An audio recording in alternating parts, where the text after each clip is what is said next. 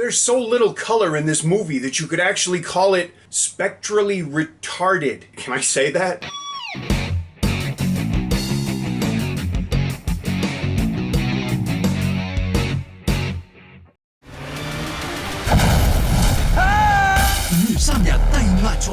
Hi, welcome to the Silver Spleen. My name is Slightholm Beck, and this is my review of The Trough. Nick Chung-Ka-Fai has made movies for decades, mostly in front of the camera. A few years ago, he started spending his working days behind the camera as a director. I really enjoyed Hungry Ghost Ritual, and Keeper of Darkness was one of those rare movies that made me wish that there was at least a sequel, and maybe even a franchise. The Trough is Nick Chung's first directorial effort in about 3 years. It's a very different film. Sometimes movies tell stories, and sometimes they show you things. An easy way to think about this dialectic is style and substance. You could go with sizzle and steak too, but my doctor says that at my age I should try to not eat red meat. That's not a euphemism, damn it.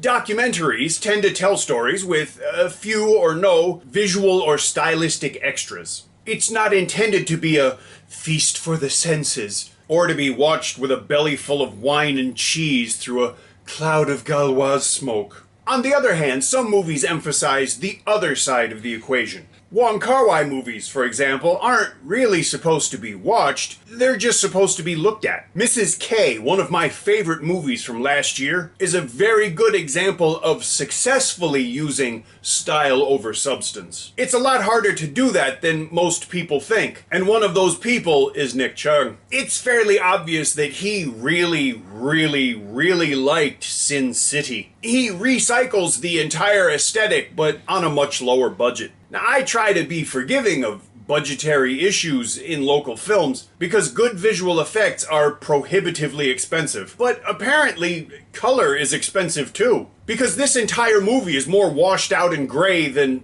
my goatee. Now, I understand, Nick Chung was probably going for a mood or a style, but this movie is so monochromatic it literally made me thirsty a third of the way through. It was like the cinematic equivalent of the Cinnamon Challenge. Now, all of that could be forgiven if the style carried the movie, but it doesn't. It does, however, carry it further than the story. All I can really tell you about the story is Nick Chung is an undercover cop. Of that, I am sure. And the story is set in some futuristic city where it rains all the damn time. And there are bad cops, and there are gangsters, and there are little kids, and someone named the boss. They're the boss, but just in case everyone calls them the boss. Because, there's lots of shooting and swearing in several languages, and car chases, bad acting. Did I say that? Or just think it? And after 2 hours, I just couldn't wait for it to be over. I feel bad saying that. I really wanted to like this movie. It started off weird, which I liked, and the style was actually engaging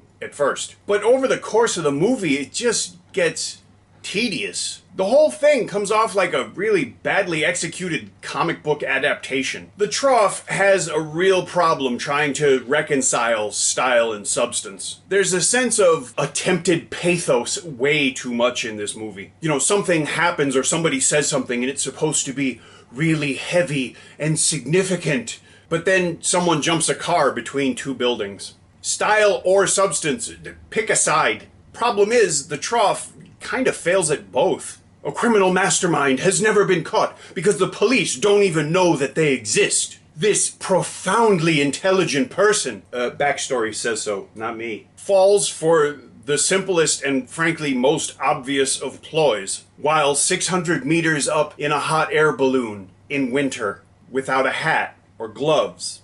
But there's, a sniper in another hot air balloon covering the boss, so what's to worry about? Certainly not a Film of the Year statue. I really wanted to enjoy this movie. I didn't want to resent it, but it made me. There's a lot to like about this movie when it starts, but by the end, all I could really like was the fact that it was over, and I really wish that wasn't the case. I almost feel bad for him because I know that he really believed in this project, and I'm sure he worked really hard, and it's just not a movie that I could enjoy. But maybe you would enjoy it. I don't know. Go and watch it. Find out for yourself. But if you do that, go see it in a cinema, because it is at least kind of a visual spectacle, at least for an hour or so. Otherwise, wait until you can see the movie in an otherwise morally acceptable fashion by buying a disc or, I don't know, seeing it on an airplane. Just don't steal it. As long as we're talking about stealing and money, please click on my Patreon page, because for just $1 a month you could make a significant difference in my life. And I suppose that says a lot more about me than you, but I'll take what I can get, which frankly isn't much. But hey, I'm cheap that way, what can I say? If you enjoyed my review, please leave me a comment. If you didn't, leave me a comment. If you enjoy the channel, please subscribe. Thank you for watching. I'll see you again soon.